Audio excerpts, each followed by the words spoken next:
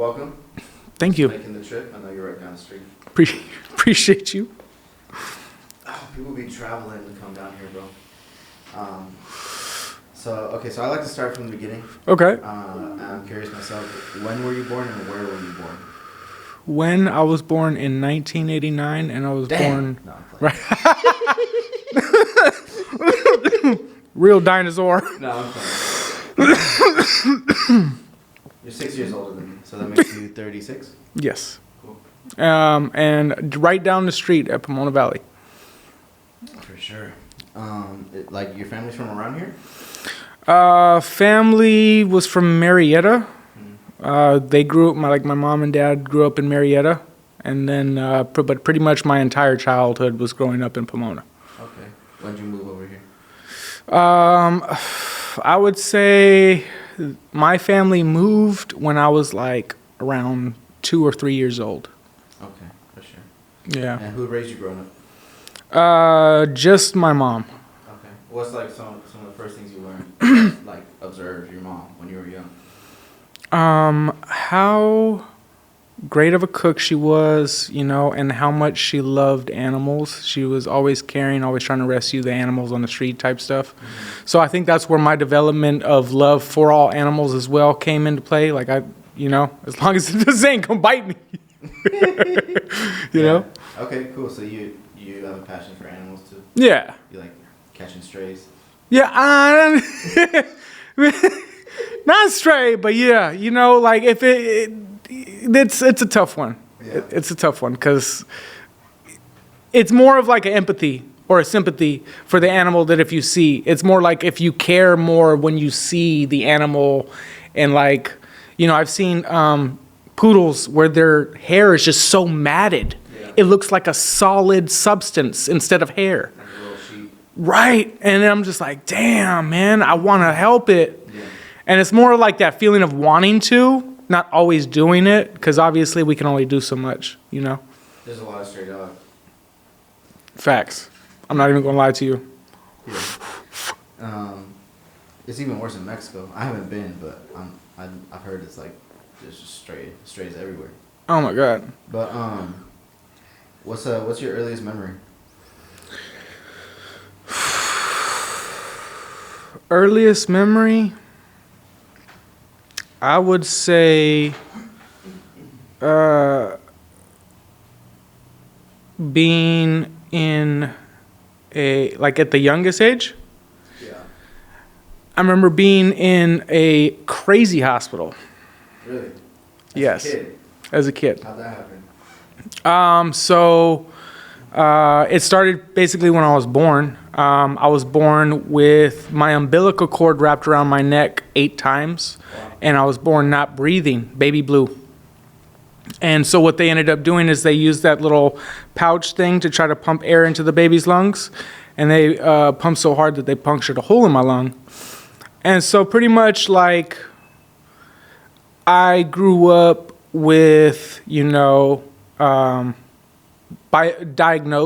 ADHD, bipolar, which all could have stemmed from the way I was born. Right? So in that aspect, I just grew up not, I guess, with the normal sense of being a kid. I would get angry easily, stuff like that.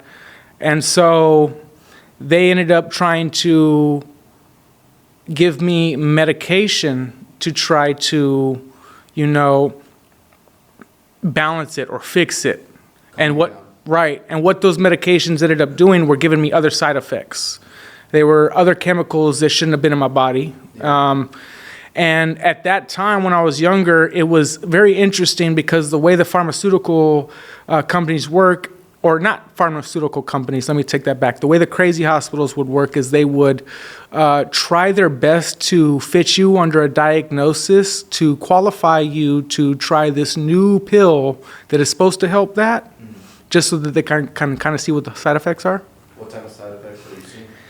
So one crazy one is, the craziest one I'm going to tell you is my eyes were stuck up all day, every day, as a side effect. I could not look straight. I could not look down. I could look nothing but up at the top of my face. That's wild. And so, yeah, it was crazy because being in school, my teacher thought I was playing. My teacher thought I was joking. How old were you at this time? That was like 7, 8, Okay. you know? So the teachers thought I was clowning and just being a clown, you know? I'm like, yeah, you know? And so I literally, on some crazy, you know, special Riri, I'm over here having to like look at you like this. And in order to see you. And that's ridiculous. Yeah, that's wild. That is wild. And so, yeah, like, in that sense, those medications didn't end up helping. So I ended up getting admitted. You know, like I stabbed a kid in school with a pencil. They ended up thinking I was crazy. They put me in. So, yeah, I feel like being in there is one of the craziest traumatic experiences or memories that I have as a younger age. Yeah. You know what I mean? So, yeah, it's a bit much. Not everyone gets to, you know, goes through that stuff. But the thing that I'm proud about or happy about is, you know, ADHD and all of that stuff you can grow out of. You know, those things, like, it's just about developing. And that's really what it is, late development. Right. But yeah. So that was like elementary school, right? Right. And then, did you go to like regular middle school or? All of them were basically like continuation schools. Yeah. All of them. Okay. And when did you start becoming like self-aware? Self-aware to what extent? I mean, like, so you already knew like they're giving me all these crazy drugs, like they're making me feel all these ways. Like, when did you realize like maybe like when did you stop taking medication? Was it, you know? Yep. At 17. Okay. At 17. Well, first tell me like what high school was like for you, like 14, 15, 16. So the high school, that's what actually influenced me and motivated me to take myself off the pills that they were prescribing me, because during lunchtime, the kind of schools that I was going to, they didn't have any, I don't know what it was, if they didn't have a privacy policy or what the case may be, but the intercom, they would call for my name to come to the nurse's office, and they would say specifically to take your medication. So then at that point, you know what I'm saying, I had the entire class trying to make fun of me that I'm crazy, I got to take medication, and this, that, and the next, and I'm not normal, and this and that and next, every time, every day. That was every day. Tired of it. Oh, yeah, for sure. I'm like, man, what? I was getting into fights with people. I was throwing chairs at people. Yeah. You know, like, I wasn't nothing to play with. Yeah. So that which is contributed to the anger, to the admittance. So, yeah. Okay, so 17 is when you stopped taking meds? Yeah, so pretty much at 17, I tried to take myself off cold turkey. At the time, I was taking like 300 milligrams of Seroquel, and like maybe like one other one. And I tried to take myself off cold turkey, and I was starting to get these withdrawals on my body. I was starting to get like these red bumps, not like all around, and they would itch. And I'm like, I connected it to every time I tried to just stop. So what I ended up doing, just off of common sense, would know, you know, I started cutting them in half. For a week, I'd take half. The next week, I'm taking half a half. And the next week, I'm doing that. And I just slowly decreased myself. And then I didn't experience any withdrawals, you know. And at that time, at 17, 2 hours, so that was like around the same time I started smoking weed. Yeah. So weed has been my, you know what I'm saying, the thing that keeps me sane. You know, like, in a sense, I haven't stopped smoking weed since then. You remember your first time smoking? Hell yeah. You got a story behind that? Or? Yeah, it's kind of embarrassing though. So, I mean, we already gone as crazy as embarrassing as it has gone right now, so early already. But let's see. It was at Palomar's Park. It was at the Adobe that's right there. Me and 4 of the kids were right there. We were 17. We were smoking out of a Pepsi can. Punctured the holes. First time I took a hit, they said, hold it in. I held it in. I coughed so hard, so much snot came out all over my face. I was coughing. I was like, oh my God. They were like, ew. And I'm like, oh no, don't look at me. Don't look at me. It was hilarious though. It was, yeah. So, That's funny. yeah. It was And it was just over from there, you fell in love with it or what? Yeah, pretty much. So how long was it between when you first started smoking weed to when you got off your meds? About maybe a month. Okay. You were already like, this is way, I feel way better just off the kush. It's more like, it was more like I was already in the middle of the decreasing. No. And then I started smoking. So by the time I was already at like the least amount, half of a half of a half, and I didn't feel anything, experiencing that, it was like, okay, I like this. So, what year was that? Okay, so let's see. 17, so this is about what? 3, 2008, 20, 2009? 13 years ago. Maybe 13, 14 years ago. So that would have been, 211. It's like right when I was starting high school. When I was pretty much in. Yeah. Okay. So you start smoking weed, like, then what? I mean, did you have any motivation to try and continue school? I would assume not, right? Like, school wasn't your thing. Nah, so actually, you know what? School was cool, wasn't really an issue. What was the issue was at the time is I had a stepfather who was abusive physically. So you know, I would try to get back at him. I would steal money from his wallet after, you know, after he would beat me or something, like a day or two later, I would still feel anger. I would steal some money from his wallet, or I would take something and pawn it, you know, just because this was the only way at the time, because obviously I felt physically at the time I wasn't able to take on this individual. Yeah. So the only way is I was trying to get at him passively. Yeah. So, yeah, I mean, that being the issue, I ended up being kicked out, you know. What age was that? I got kicked out at like 18. 18. So where'd you go? What did you do? So it's I was homeless for like a couple days, and I slept in a park, and then we inherited through one of my grandmas dying this trailer, and my family ended up putting it into the driveway. And so at that time, like, my stepdad just didn't want me in the house, period, because he was like, he's stealing from me. I don't want him in the house, period. So, which I understand, you know, I completely understand from his perspective. But if he was beating me, so it's kind of like little, but I stayed in the trailer. Yeah.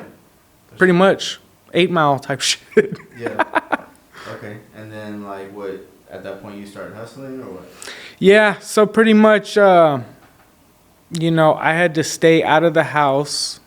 This is around when I was 18. I had to stay out of the house and away from the house pretty much all day while my mom was at work until she got off. And every morning she would give me $5 to get some food. Mm-hmm.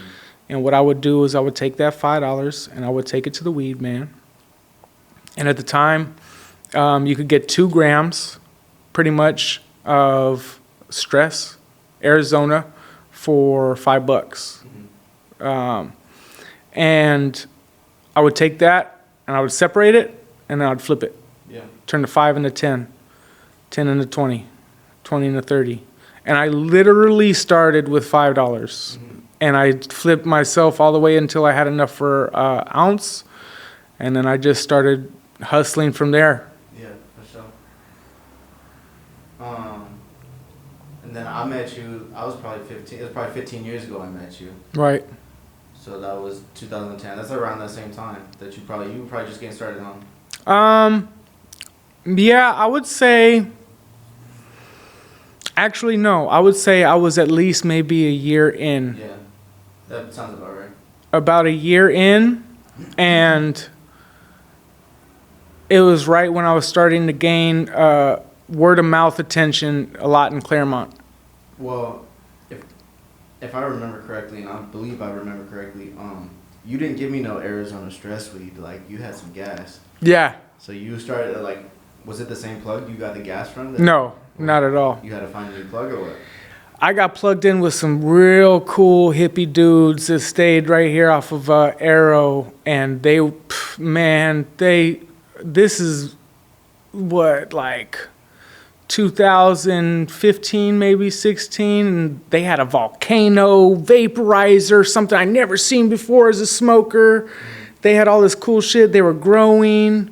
And then, like, they had the gas, and they introduced me to the med shops for the first time. What's that? The medical marijuana shops. Right. Back then, where you really needed something.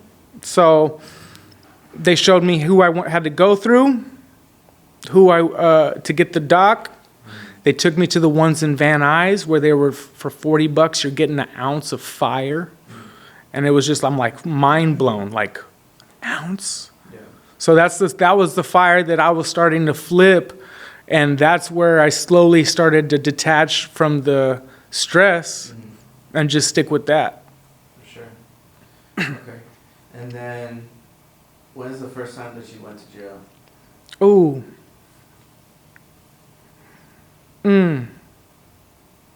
I'm gonna say 2000, maybe 16, 17. Okay.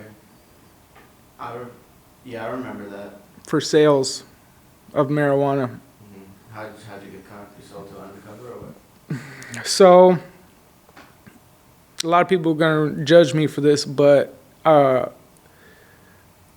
money didn't have no age to me. You know what I'm saying? Like, if they weren't going to get it from me, they were going to get it from someone else. Mm-hmm. You know? They're obviously not starting with buying it from me. They're not starting smoking getting it from me for the first time. Yeah. You know? So I was selling to everyone. I was selling to people that worked regular jobs, old people, and even teenagers. So at the time, I was 15 when I met you. That's what I'm saying. You were So like 19 probably? yeah, 19, maybe 20. Yeah. 20? Yeah. You're probably 20. Yeah. So at that time, it was like I didn't have no principles that I was standing on. You know what I'm saying? Somebody's parents found out, or what? You know what happened? A kid ended up getting caught, and they scared him, and he ended up telling. Damn. And Who is it? right. His name was Axel. His name was Axel. He ended up getting caught, and then I remember I was with my girl. We were walking up Orange Grove by Pomona Valley Hospital. I just served him up right there off of Vinton by the church. No, not Vinton, I'm sorry. Right by the 10, there's a church. And I gave it to him just right there out in the open, boom. And we walked. And apparently the cops supposedly seen that, but they pulled up on him first. And then he then said he got it from me. So then they all pulled up on me, and then they arrested me. Damn. And I took a deal with 2 years with half. How much did you sell them? It was like maybe 7 grams. For sure. And it's because it was a minor, that's why they hit you like that. Right. Okay. And then you took a deal, you said 2 years, 7 months. 2 years with half. So I years did with with half. 1 year. Okay, for sure. So you got out in like 2017, right? Yeah. And then, That's when I got even heavier into it. I got back into selling, and then that's when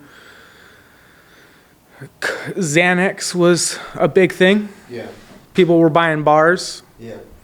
So I figured, when I got out, that one felony was hurting me, getting a job. So I went back to what I knew. And so at that point, I ended up, basically, I was trying to be the one-stop shop. Yeah. I didn't want any shitty customers, so I didn't want to sell. I didn't sell no crack. I didn't sell no coke. I didn't sell no meth. I didn't sell no heroin. I didn't want no, shitty people around me. And in perspective, those drugs always bring shitty people. You know what I mean? Like when it comes to coke, that's a rich man's drug. You got to have money to play with coke. So in that sense, if you have money, you're usually not going to be shitty, or you could be shitty, but not to an extent where, you know what I mean? For sure. Okay, so again, you don't have to go into too much detail, but also My bad. I'm open, but if you want me to, you could be lying. You never know. this is true. But this is in the past, and this is stuff that I already served time for. Okay, cool. All right, so you get out, you come back out, and you're heavy into your selling weed, Xanax. Yep. And, you're just trying to get money. Did you learn anything when you went in that first time, like how to do your job better? How to not get caught? Yeah. Yeah, I learned a couple things: not to carry your scale around, not to have it bagged up. Come on, man! I could have told you that. When you're on the go and you're on foot and you're just on foot all day, and I was thinking. Sometimes you gotta do what you gotta do. Right. I feel you. I mean, yeah. At the time, yeah. I've been there. You use one of those little stash cans. You know what I mean? Right. Exactly. I ended up buying a lot of those, the Pepsi ones, the Pringle ones. Yeah. Yeah. That was the shit. I thought it was smooth with that shit. Right. Okay, so you ended up going back or what? So yeah, I ended up getting caught again. Ended up getting caught. How did you get caught the second time? So I'd say profiling, police profiling. Because you're black. Right. Sorry. No, you're good. You're good. You're good. Sorry. No, I was Why would the police profiling a well-dressed white man? At the time, I was in a used police interceptor parked on Foothill in Laverne, and I had, at the time, I had this black 304 with a blue wig on and no tint on the car, and we're in Laverne. Yeah. So the cop pulled up, and I immediately tried to roll up all the windows because I was smoking weed. Yeah.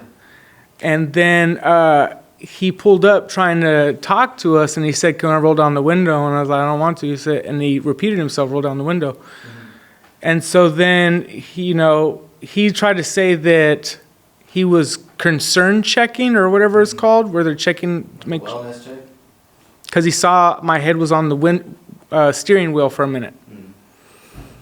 He smelled weed, and that was probable cause. So at the time, like, Hey, we're having an interview. Close the door. Continue. I'm sorry. no, you're good. Nice. Let's edit this out. What's up, Sky? I had to break out the dam. Stoops.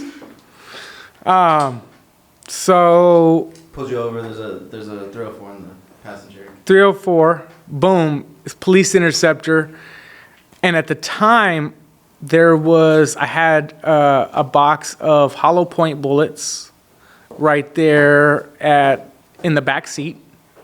And I had a 22 tucked away into the frame. So when they searched the car, mind you, they're already running my name. They already see that I have I'm a felon. Yeah. They find the bullets.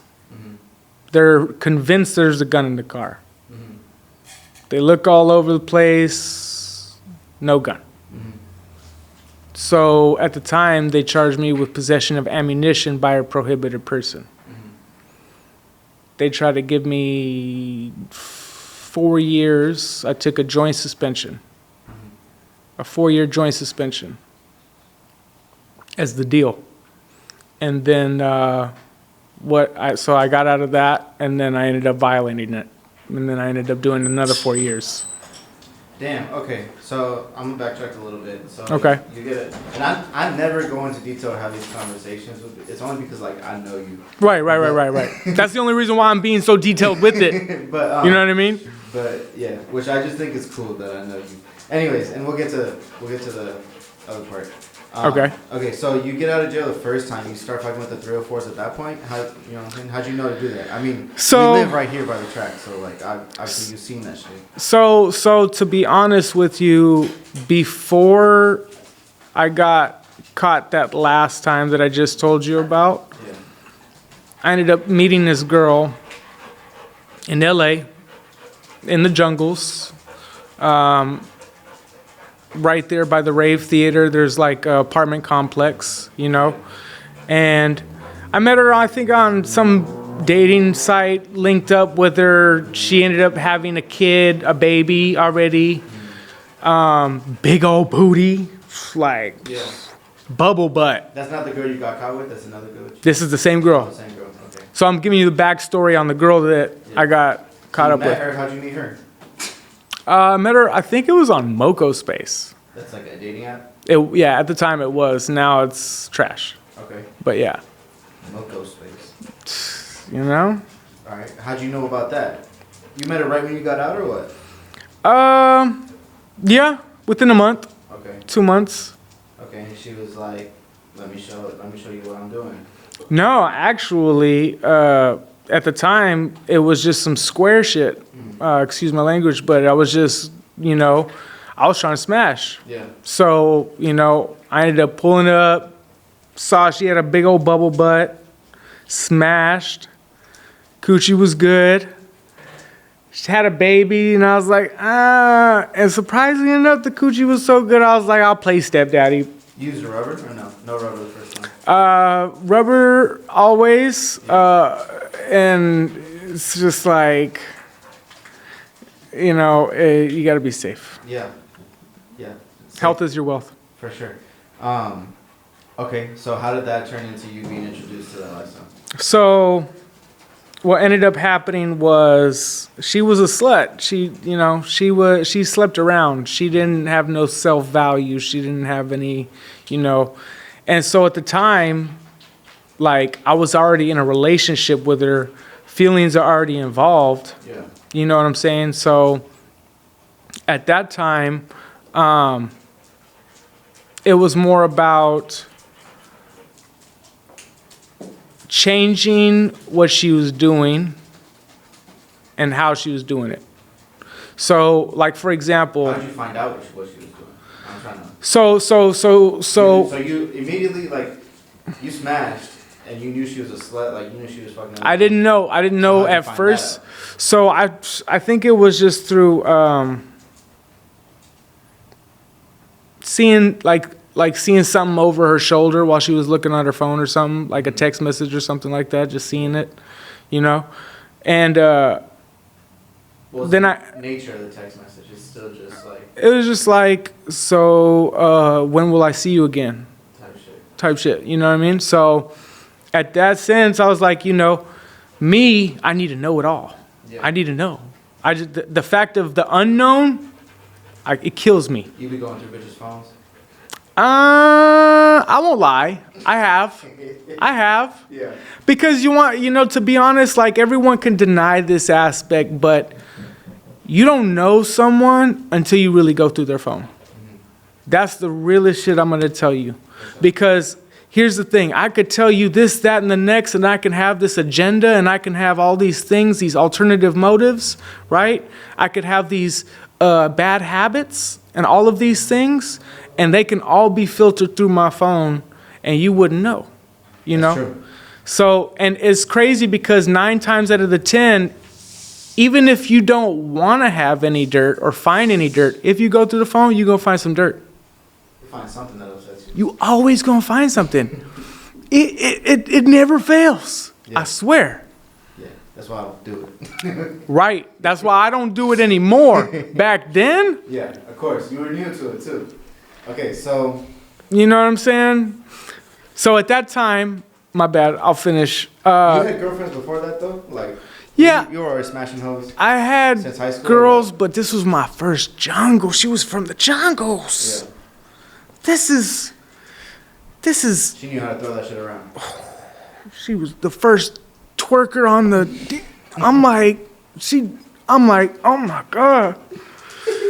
It was, like, so yeah, she was bad. She was a baddie. Yeah. So the thing about it was, I was hustling.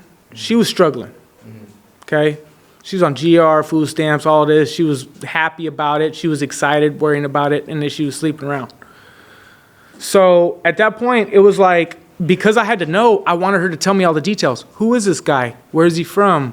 Or how'd you meet him? Yeah. This, that, and the next. And it would hurt. Even though I want to know, it's still hurting. Yeah. Right? So at that point, I had to, at the time, right?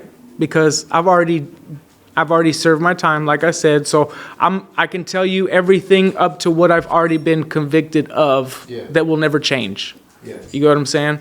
So in that aspect, that's when I refer to as I manifested the pimping. Because in reality, any other individual, they're either going to get super angry, take out their anger on her, or they're gonna scream, they're gonna shout, they're gonna hit, they're gonna walk out, they're gonna leave. Maybe they'll just leave and not mess with her at all, period, right? Any one of those options. But instead, I chose to embrace it.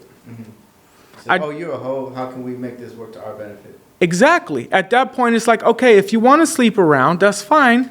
Let's sleep around while we're getting some money.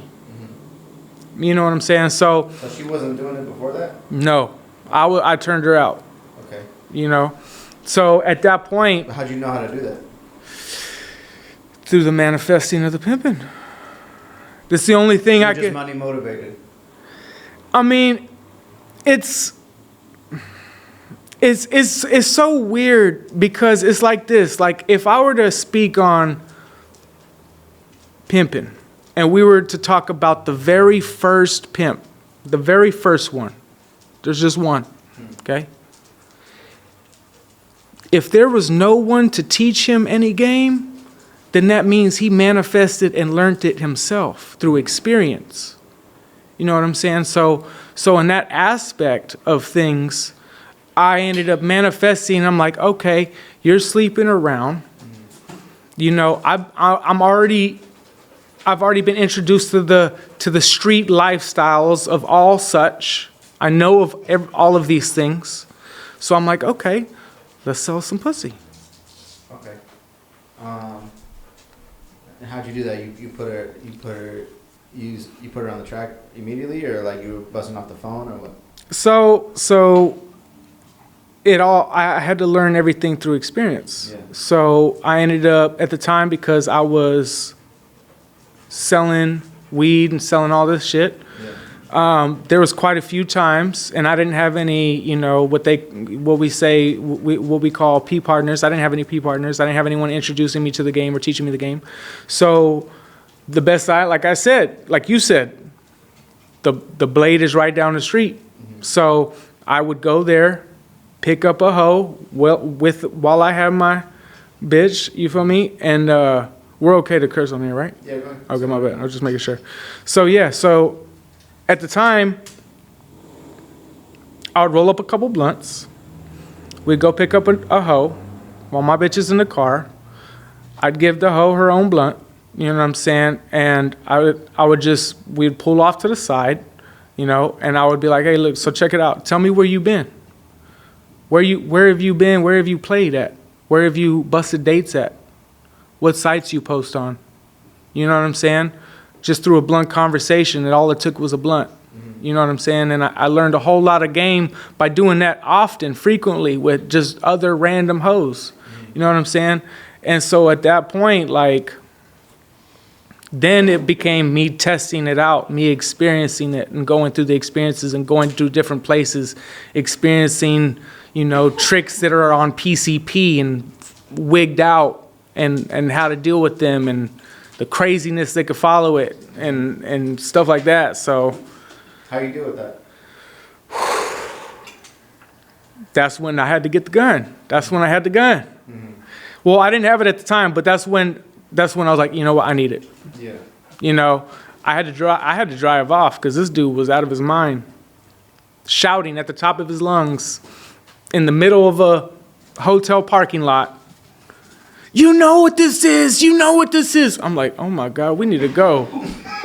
We need to go, man. He's just causing too much attention. Like, you know, when you're doing some illegal shit and then you just got it don't matter what they're saying. They could just be shouting, you know, I found gold, or so they could be, you know, whatever. People gonna look.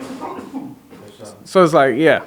Okay. So how long was it in between the first time you went in and the second time?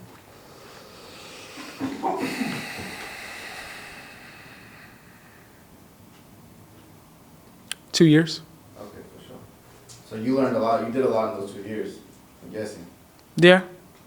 Yeah, I did a lot. I was wilding out. What's the biggest lesson that you learned at that time? Lesson, let's see. Be wiser with the money. Mm-hmm. You know, I touched, you know, as a lot of people could say, we've touched a lot of money. You know what I'm saying? But what we did with it is what matters. It doesn't matter if we touch a lot of money. What matters what we do with it. Yeah, for sure. So. You think saving money is important? Hell no. No. What do you do with it then? You have to invest it. Yeah. You have to invest it I because. think that's a form of saving. Because yes and no, because if you save it just in a bank account, it's losing value every day. But if you put your money in, or you transfer your money into something that's deflationary, yeah, then it's gaining value every day. But you gotta save enough to be able to invest, no? So you save a little bit. It could be one and the same. Yeah. I could see how you could, yeah. I mean, when I think of saving, I think about just putting the money aside to where I'm not going to spend it. So I see investing as like saving too. Like I think I got a 401k. I look at my 401k as a saving. You know what I mean? Right. It's an investment account. Right. That makes sense. But okay. Are you good at saving money? I'm pretty good. Yeah. I'm pretty good at saving money. And making it. Well, it's one and the same. Mm-hmm. Saving and investing, because I'm investing it. Yeah.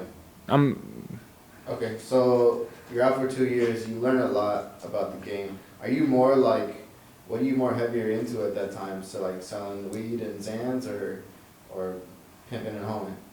Pimping and hoeing. Yeah, that's your bread and butter? Oh my God, there's nothing. There's no money like hoe money. Why is that? I'm telling you, it's something. It's like it comes out of thin air? Or? You never have, like, okay, think of any other business. You have to invest into the initial product. You don't ever got to re-up the pussy. Yeah, you don't have to re-up, ever, you know? You gotta wait when it's Oh, it's that time? Yeah. Yeah. You take a week off each month. Yeah. For sure. It's not a big deal. Yeah. It's not stopping the Right. flow. Right. How many 304s you have? At the time? Yeah. I only had like the most 2 at that time. Yeah. The main one that I turned out, and then I had a couple others reach out and try to fuck with me, but I can't even really count them because they didn't pay me, right? They didn't, you know, they just were curious, and I feel like they were the first or the other one. She was the first experience that I had to tuck in, because it was just weird that she wouldn't, every night, 2-3 nights, she wouldn't make nothing. She's looking bad. Not making nothing? Tucking, she's keeping it. Right. Okay. Well, then that's not really your hoe, right? Right, exactly. That's what I'm saying. So at that point, So oh yeah, you're right. Okay, my bad. I misspoke. No. I'm not saying it like you misspoke. No, you're good. I'm trying to say, like, why do they do that? What is she trying to get out of that situation that you can get? Free resources at that point, because if she's just using you for your resources as far as maybe getting to the location where money's good, maybe it's to, you know what I'm saying, get you to invest in her in a nice outfit so she's got She looked to the status of making some money. Gotcha. Okay, for sure. So you go in the second time, you learn anything, and then the second time, what you did 4 years.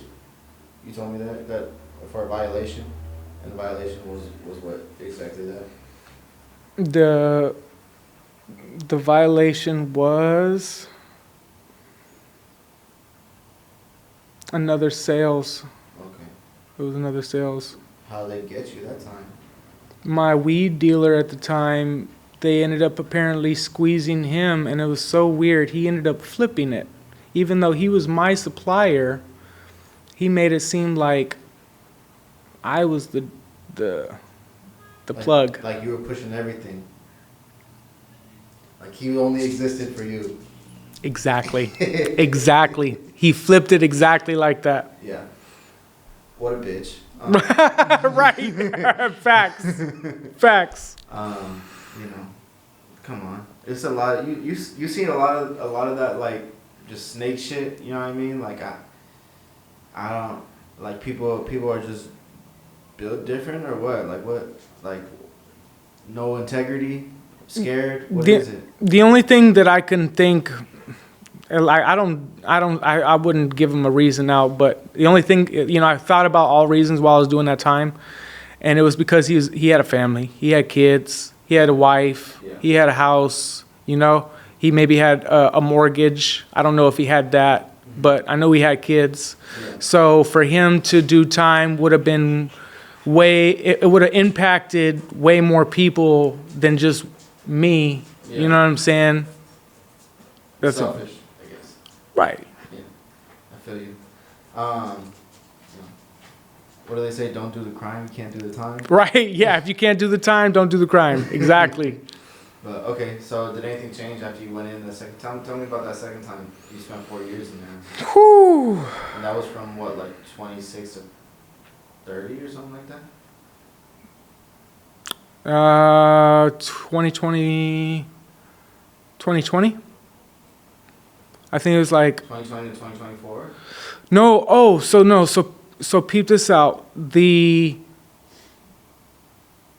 Even though it was a 4-year joint suspension, I got 33%. Okay. So I didn't do a full 4.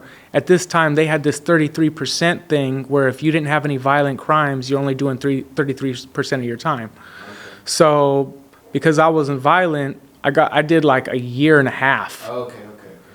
Or like a year and a half, maybe a little bit more. Okay. So. It's not as bad as 4 years. Exactly. Exactly. For sure. Okay. You had a good lawyer or what? No. Every time I had a public defender. Damn. Yeah. Never had a lawyer myself. For sure. Okay. Well, what did you learn from that second experience? How at that point, I'm addicted. I'm addicted to pimping. Mm-hmm.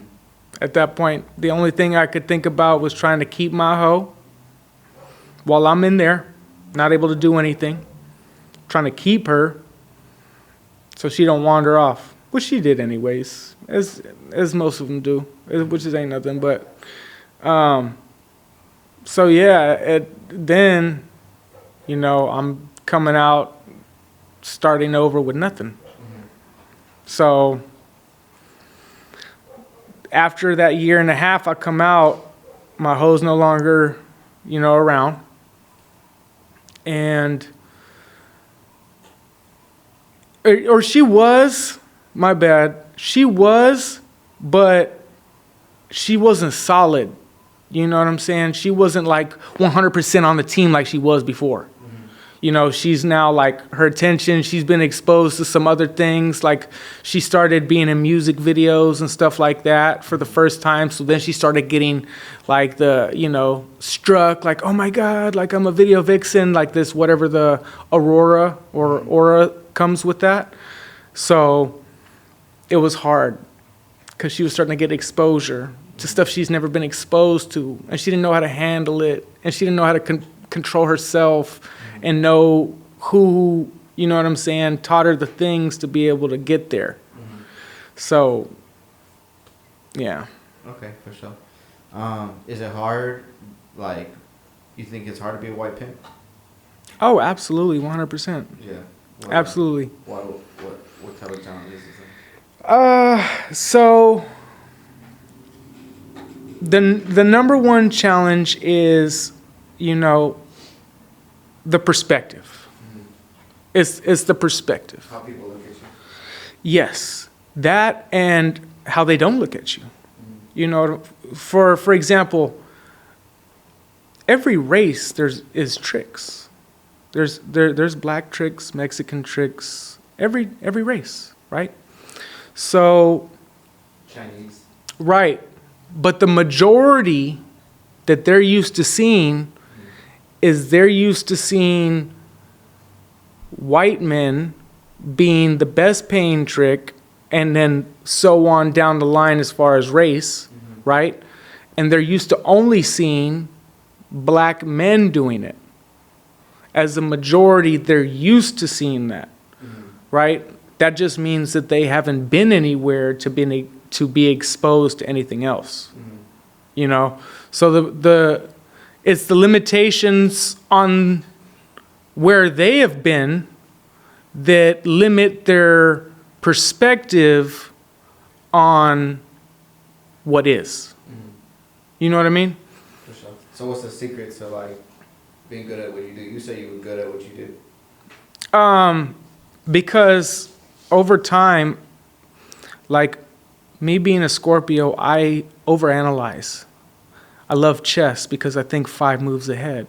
So I'm over here thinking of the reactions of an action and trying to predict things, and I'm learning psychology within my own mind, just based on casual encounters and observing how men act around certain women and the vulnerabilities. Like, for example, since I'm a man, I know my own vulnerabilities, and maybe a good chunk of vulnerabilities for any other man when it comes to a woman and getting their barrier down. You know what I'm saying? So it's about being able to flip that perspective to be able to put into her so that she can better operate men without them knowing it. You know what I'm saying? Yeah. For sure. That's pretty much all I got, bro. Is there anything else you want to talk about? Or we could just kind of go into a random mode. Yeah, I'm not tripping. I'm trying to think. I don't want to dab. I don't dab. I know you don't. I appreciate you, though. But for the sake of the podcast. For the sake of the podcast. Trying to think. I do honestly want to cover some more game. You got advice? Any advice? There's so much game. Like, there's only the game is meant to be sold, not told. But if you have doubts and you want a sample or a taste, it's always good to drop a little bit on the people. You know what I'm saying? Like, if you doubt that I have any game myself, then me giving you a little sample is proof. So when it comes to like, I want to dive deeper a little bit, just for a little bit longer, on the psychological part of the game. Because here's the thing. Everyone looks at hoeing like it's bad. People, well, not everyone. Squares. People not of that world, right?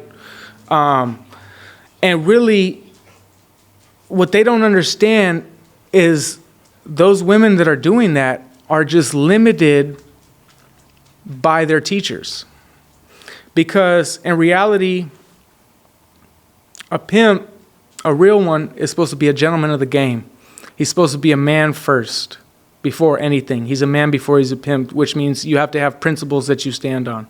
You know what I'm saying? So you have to have, things guidelines for yourself to stand on. And so when it comes down to the game, we're supposed to be able to elevate these women past selling their body. The thing about it is That's the negative part about it, right? Is they're selling their body. But what if they were truly being taught some game?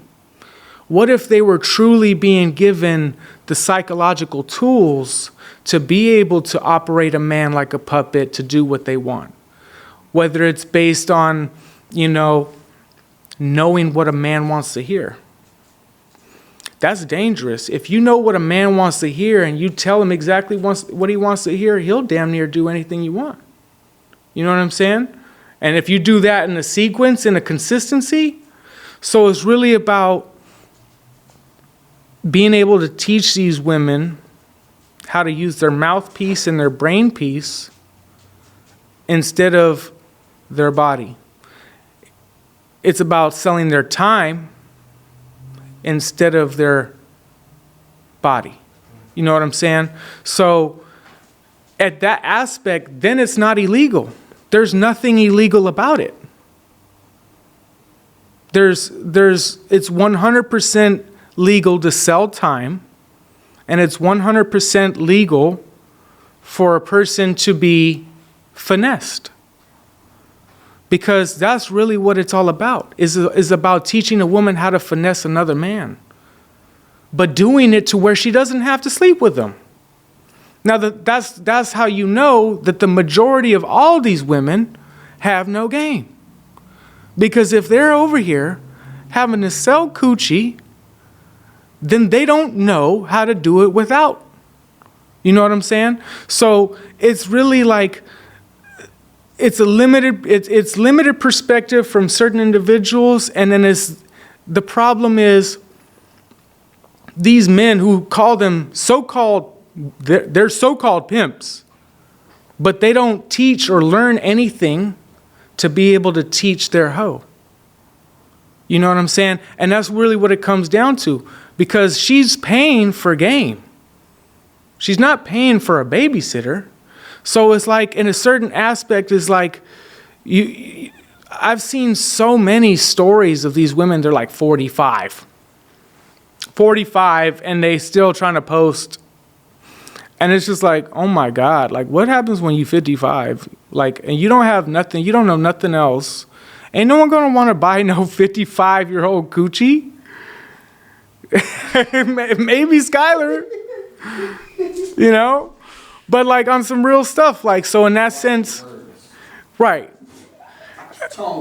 So in that sense, it's like, it's really about, like I said, teaching her how to use the mouthpiece and the brain piece, being able to put her in a position, because here's the thing, 9 times out of 10, these blades, these streets, what else you got right there? You got people to smoke crack, people to smoke meth, you got homeless people, you got, fucking heroin addicts.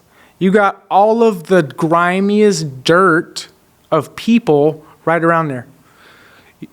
You're down to make money. So if you're down to make money, if she's down to make money, how does it make sense to try to make some money around bums? How does it make sense to try to make some money around drug addicts? You know what I'm saying? People strung up on heroin. That don't make no goddamn sense. How are you even expecting your value? If you're trying to charge $400, $300, and you over here damn near 5 feet away from a bum, got damn near, I could smell the piss from the bush. Like, and you think you're gonna get that? You're not making no goddamn sense. You don't got a lick of game. You know what I'm saying? So it's like, you have to be in an environment, one, where your value is reasonable. Like for example, there was a saying that a bottle of water at the airport can cost $15, but that same exact brand, same bottle of water at the grocery store probably costs $7. And then if you go to you go somewhere else, it's even cheaper. The moral of the story is, wherever you are, if you're not finding your value, move around. Move around to somewhere where it makes sense, where you will find your value. Hit the road. Yeah. Right. Exactly. So. Hit the truck stop. Right. And don't come back. No. Truck stop. But yeah. Hit the casinos. It could be casinos. art museums, country clubs, open houses. Think about it. People that are going to open houses, they're sitting on a fat chunk, obviously, of money, right? They're going to open houses to check out, possibly trying to buy a house. Ain't nothing. Who knows? Maybe it only took him 2 months to stack that, 3 months. You know what I'm saying? So maybe he gets fact checks. It's just different aspects, you know, of being able to think like that, and being able to place people in certain positions to where it benefits everyone, not just one person, you know? But yeah, I mean, the game is just so awesome. It can't be limited. I feel like the game is so great that these people are fucking it up by trying to limit it to a street and a website. The game is far past that. You know what I mean? Yeah. So it's just. Okay, I almost forgot to mention this, but like I said it a couple times. I've known you for like I've known you for like half my life, to be honest. Right. Like I've been knowing you for a minute. It blew my mind when I'm like, I haven't talked to you in a while. I'm like, Skylar, the homie, told me you were locked up, whatever. I haven't talked to you in a while. I maybe saw you once or twice, and then all of a sudden I'm seeing you pop up on my Instagram feed. Hi ho, you ready to choose yet? That is one of my most viral. It's still, and people constantly. It's still going viral. People still reposting. I'm like, wait, what? Wait, no. I zoom in. I'm like, what the fuck, this motherfucker? That's hilarious. The first one to do that one. Yeah, that's just funny. It was hilarious. I love it. Yeah, how'd you get that idea? You were just like. Man, I was having all these hoes wasn't trying to fuck with me. They wasn't, you know, they was curious. They'll come and they'll be curious, and they want to talk to you, kind of see where your mind's at, or they might be curious and want to try to come be around you, or just take up your time in a phone call. They'll get curious, but they wasn't trying to choose. Yeah. So at that point, I was just trying to, I was making money. That money, it was only twos and hundreds, and at that point, it was like I made that money myself off of the game that I have, right? I was able to exercise my own game as a proof that it is game, right? So I was like, man, these hoes ain't choosing. Let me see. Is these hoes ready to choose yet? Yeah, okay. Yeah, that's funny.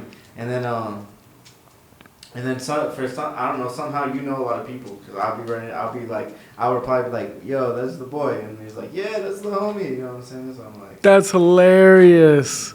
Yeah, I do. I think it was through my entire life in the streets, meeting so many different people, networking. I love networking. So, do pimps work together? Mm-mm. No. No. There's no sharing game. There's no. I mean, it's not working together. There's more like referrals. Mm-hmm. It's more like pass-ons. Like for example, if you had a hoe and it didn't work out with y'all, mm-hmm. you like refer her to me, give me her number. I know she's solo, then I can be first dibs. You tell me what she wants to hear, so I know what to feed her. Yeah. You know what I'm saying? To be able to break down the barrier. It's kind of stuff like that is more like what you could consider working together. Yeah. But as far as I've heard, I haven't heard of anyone putting any P's putting their money together and trying to accomplish something that's actually worth speaking about. That would be kind of crazy. I mean, a few of my partners have spoken about it. They were talking about, I believe, all putting in like $100K and buying one of the basketball teams, the NBA basketball teams or something like that. Mm-hmm. It was like one of the cheaper teams, something like that. And I was like, man, that'd be genius. Yeah. He was talking about if everyone just sold their chains, mm-hmm. they'd have enough to buy. So I'm like, wow, it would have been cool, but yeah, no, doesn't happen. Yeah, for sure. All right, cool. That's all you got, man. You got anything else you want to leave them with? Any advice for the youth, anyone young, up and coming? Yeah, a lot, man. It's too much. That's why I was so excited when you said you want to do an interview. I was like, man, let's get this shit out to the people. Crypto, invest in cryptocurrency, invest in Bitcoin. It's deflationary, which means the amount keeps getting smaller, which is the total opposite of our dollar. It's inflationary, which is why the value decreases every day. Buy Bitcoin and keep in mind that you're not free. If you have anyone controlling your time, if you have to be somewhere to make money and you have to answer to someone, you're not free. 99% of us are not free. And we often don't even think of that. But we need to start getting into the mindset of trying to become free, which means that we need to be buying land. We need to be buying, we need to be investing, buying land, trying to acquire your own things and being wiser with this money, coming together, doing seed funds, crowd funds to be able to acquire greater things and spread the wealth. That's